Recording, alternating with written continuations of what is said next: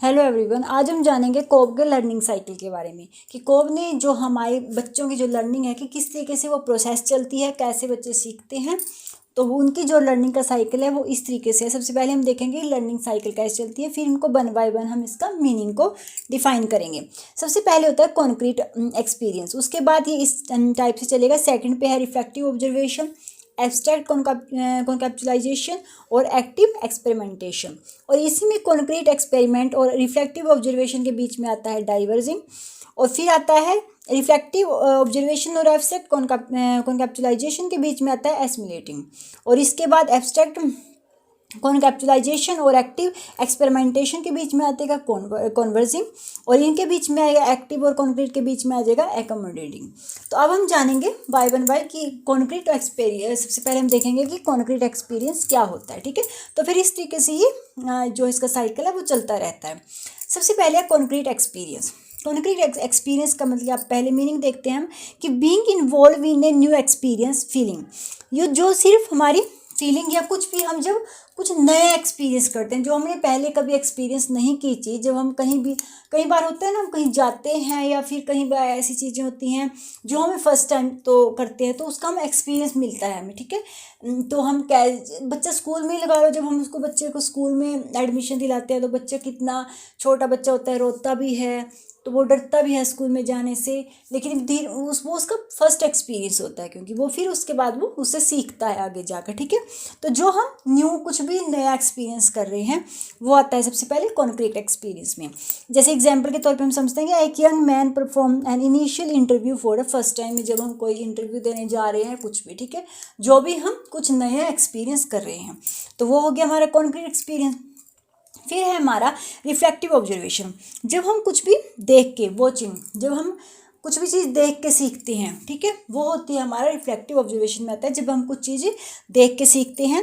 Watching others और developing observation about one's own experience, तो जब हम कुछ भी चीज़ों को देख कर सीखते हैं, जैसे हम बहुत सी चीज़ें होती हैं जो हम लाइफ में सिर्फ वॉच करके सीख देते हैं, देखते हैं लोग, जैसे बच्चे ही लगा लो आप, छोटा बच्चा होता है तो फैमिली में लोगों को देखकर ही वो बोलना भी सीख जाता है, लैंग्वेज के जो बहुत से वर्ड होते हैं वो भी खुद ही वो सीख जाता है, ठीक है।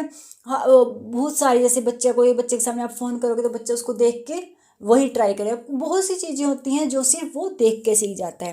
थर्ड पे आता है फिर एब्स्ट्रैक्ट कॉन्केप्चुलाइजेशन, जिसमें है थिंकिंग, जब हम फिर उसके बाद क्या होता है सोचना शुरू कर देते हैं, ठीक है।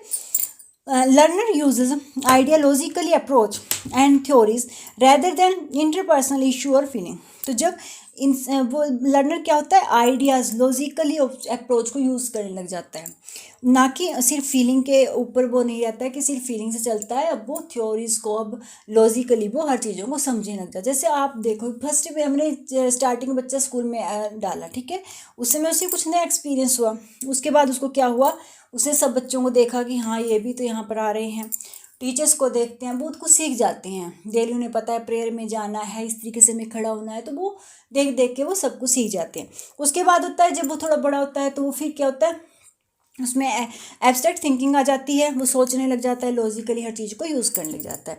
तो उसके बाद होता है फिर फोर्थ पे जैसे एक्टिव एक्सपेरिमेंटेशन, जब वो एक्टिव करने लग जाता है किसी भी चीज़ को, जब हम करके सीखते हैं, जब हम उसमें एक्टिव हो जाते हैं, ठीक है।